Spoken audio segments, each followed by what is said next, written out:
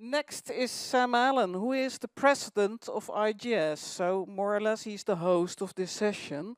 He is a director of the TRI Environmental Group in Texas, a globally active and independent geosynthetic laboratory and research services provider.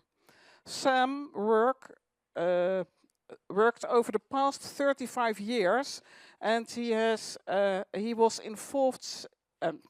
Sorry, your work over the past 35 years has involved significant interaction with public and private entities around the world, giving you a strong understanding of infrastructure and sustainability.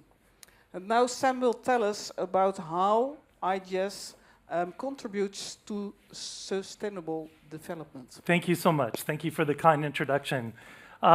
Congratulations. On behalf of the International Geosynthetic Society, thank you to the NGO. My question would be rephrased a little bit. If you're not a member of NGO, why not? Why aren't you a member of NGO? You're not hearing presentations about how neat sustainability is. You're hearing presentations on state of the practice engineering. This is the community that you belong to. This is the community that you should work in. You should be part of the NGO. You should be part of the IGS. So with that little lecture, let me tell you that I'd like to talk about some background at the IGS, some of the early work that we've done in this space called sustainability, kind of the history of the IGS sustainability message, some of the mission work that we've done, and then some ongoing things, and then what do we look like in the future? Why should you be part of the IGS? Let me make that argument a little bit. Well, very early in my career within the IGS and within my company, we realized that a lot of our engineering construction materials were finite. Boyd pointed that out with a picture of planet Earth, right? These are the resources that we have, and they're not increasing, they're decreasing. So what do we think about that? We think about their sourcing, we think about their transport, we think about their construction, and we also think about the impacts of all three of those things to our environment. And the more people, the more infrastructure that's needed, and trust me, it's needed, then the more impact we have in our environmental. This is the engineering conundrum, right? Construction materials, the environmental cost. We don't think about this, we don't talk about this every day, but there's extraction, right? There's mining of these materials. There's processing of these materials. There's unsuitable waste. I had a conversation a couple of years ago with a quarry association manager who was complaining about the incredible quantities of dust that come from quarrying competent aggregate. Well, that dust was sold to brick manufacturers and segmental blocks that we can build walls with, but to a decreasing degree as we go to more green engineering, green facing on walls. So there's all this waste dust as a function of quarrying. Landform change, aesthetics, flora, fauna, water tables. These are big scars in our planet. They're necessary, but the frequency of their necessity is what we're beginning to re-engineer around. Transport, multiple heavy deliveries, often large distances. This goes right into the calculator. Damage to existing infrastructure, disruption and threat to the public. Every time we interrupt a major artery in a roadway in the name of improving that artery, there's safety issues and people get hurt. We try to reduce that as much as possible. The environmental costs, again, excavation, placement, disposal of unsuitable materials, maintenance. Just a couple of, Boyd talked about sand, right? Well, there's sand smuggling now, right? These ships that are going out and harvesting sand where there is no sand, they're stealing it quite often, right? They're getting it from places that don't belong to them. Structural aggregate. This is necessary for concrete. It's necessary for structures beneath roads. this good quality, the hardness of the rock, the competency of the aggregate, all of this requires a lot of energy to develop that natural resource and build infrastructure with it. Drainage aggregate, Boyd gave an example of this rounded aggregate that we ran out of, right? So say no more about that. We've got a lot of demand for these kinds of natural materials. And I just put this up, concrete is a big consumer of water. Infrastructure in general, compacted clay liners require enormous amounts of water, depending on where you are. I like this figure from the United States Geological Survey team that took all of the freshwater supplies, the drinking water supplies out of our rivers, out of our lakes globally, and made a ball out of it, right? And in my country, that's kind of from Denver to Seattle. That's what all of you and I and the rest of the planet are sharing, right? Kent's right. This is the next dynamic where we debate, where we negotiate who's going to get water and how much. So what can geosynthetics do about this, right?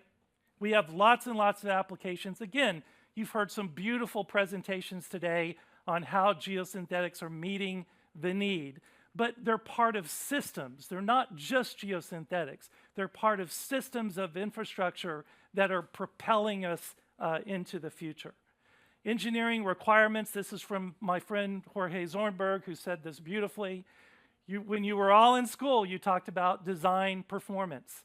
How do we meet the engineering need?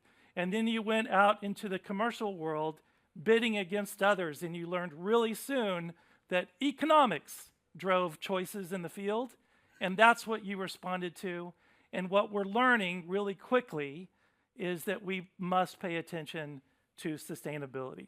And so here we are. This is why we're in this room, right? We're graduating from just economy and design to sustainability. So what about the IGS? The IGS, a long time ago, in 2014, I was working with a guy named Neil Dixon, an English engineer that had just kind of on the tail end of that RAP report was having a lot of fun looking at comparing geosynthetic solutions to natural resource solutions. And we thought, you know what? That we need to talk not to you, we need to talk to policymakers. We need to talk to regulators. They don't read papers, they get little snippets of video, so that's what they consume. So we made the first IGS video that was about sustainability. And then another big sea change happened in 2018. The IGS vice president, Natalie Tusvolz, stood in front of a big international conference and said, you know what, our industry responds to the UN sustainability goals.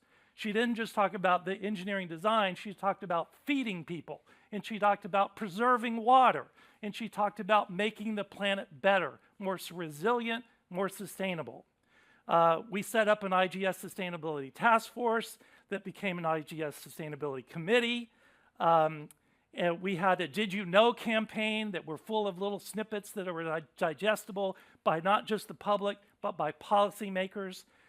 We had an IGS dedicated web page on the IGS site. And then finally, we started working on this calculator. Why? Because there's lots of sustainability calculators, but not all of them have the word geosynthetic in them, right? That's our education. That's our effort.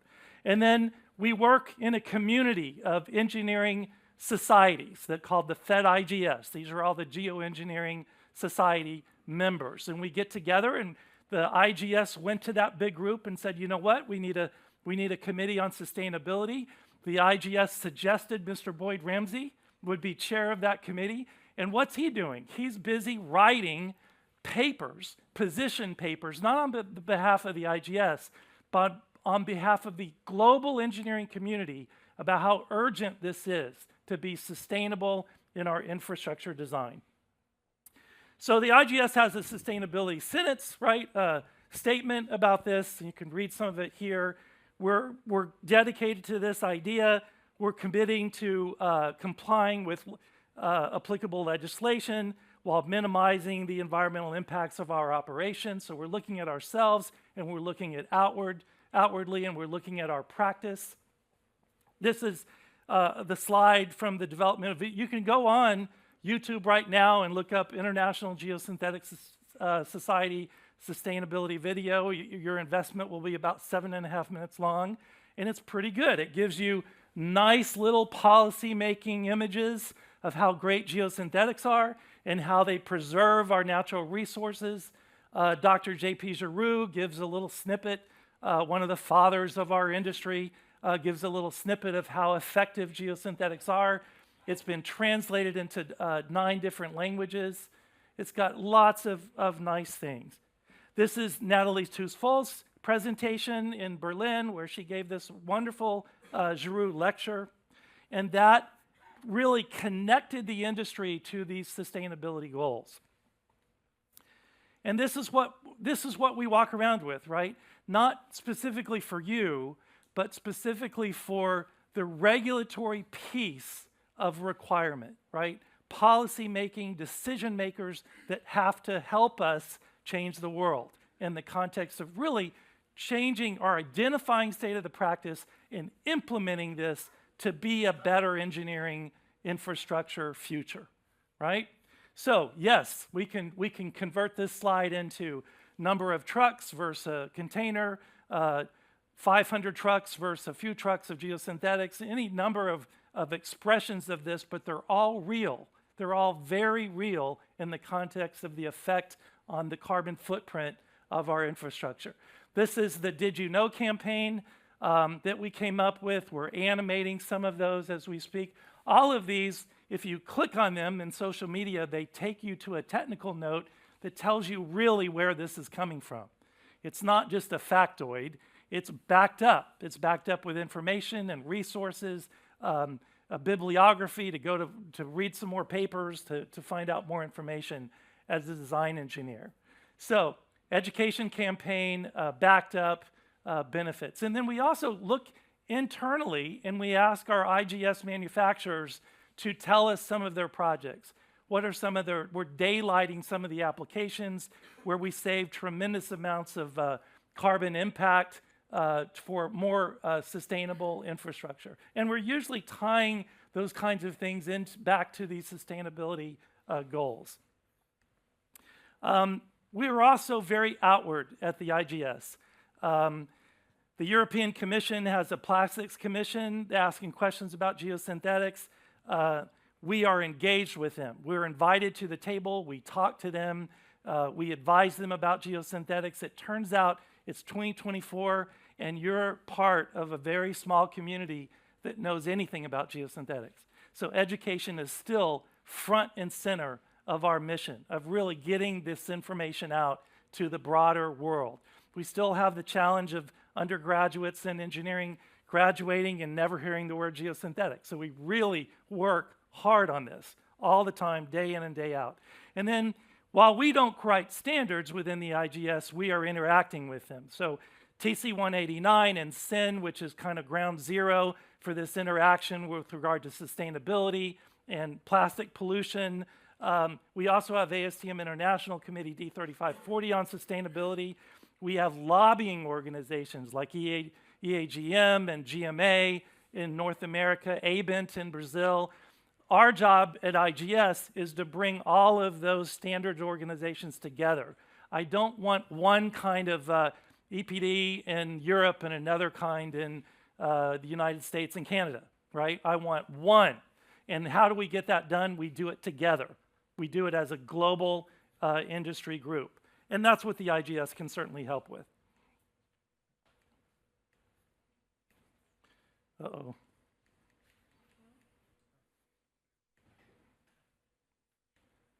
There we go.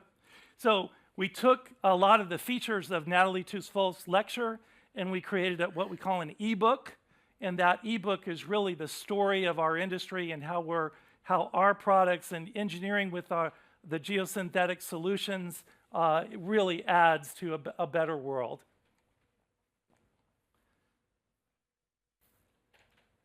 And it's been also translated into 9 different languages. A lot of the chapter presentations that I witness around the world you lean on this quite a bit, which is good. These are all tools for chapters to have this conversation with their local engineering communities. Come on, there we go. And then the sustainability calculator. With limited time, Boyd Ramsey gave a wonderful presentation on the IGS sustainability calculator, so I'm not going to do that. But I will tell you that from a student perspective, it's free. You get free access to it, and you need a professor to sort of initiate that activity with the IGS office, but you can absolutely have access to the sustainability calculator. And this is all about numbers. This is just not wanting to. Oh, you're manually doing it. Okay, keep going. And then stop there, and then go to the first one. So just looking ahead, we have a geosynthetics handbook that is going to sit right on your bookshelf, right next to your concrete handbook and your structural steel handbook and your lumber handbook. Where's the geosynthetic handbook? We're generating that for you through our work with the technical committees. We're also, while we're not giving up on getting lectures about geosynthetics in undergraduate education or graduate education, we will bookend that with professional development courses that aren't just on geosynthetics, but really on sustainable infrastructure development. Next. We're animating those did you knows, we're recycling them, and certainly we want new ones from the Sustainability Committee of the IGS. Next one. We have this carbon calculator, and we picked one click because they're really good. They scour planet Earth for relevant information. They have the flexibility to apply regional rules within the calculations, so it's not one size fit all. They recognize that.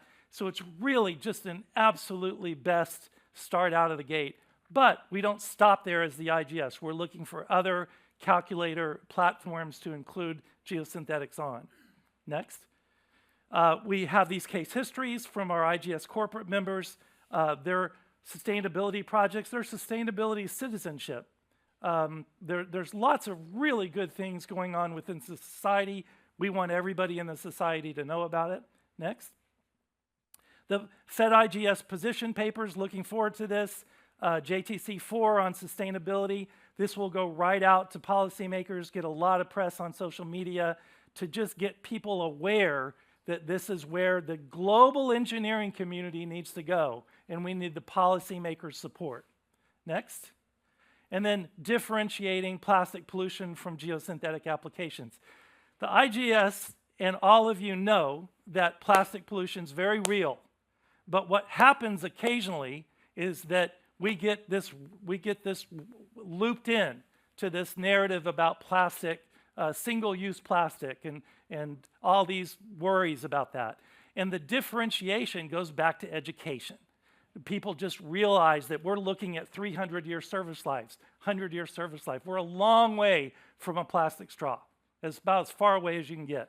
So that's what we have to pay attention to, and we're working with many others in that regard.